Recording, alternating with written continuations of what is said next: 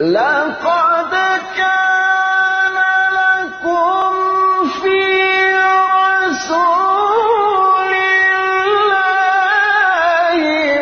أسوة حسنة لمن كان يرجو الله واليوم الآخر وذكر الله كثيرا.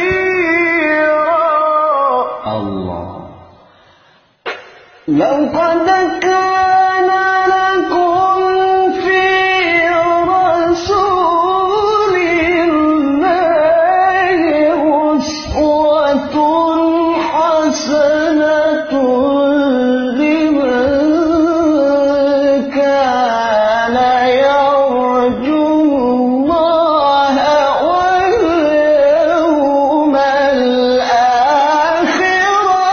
وذكر الله كثيرا.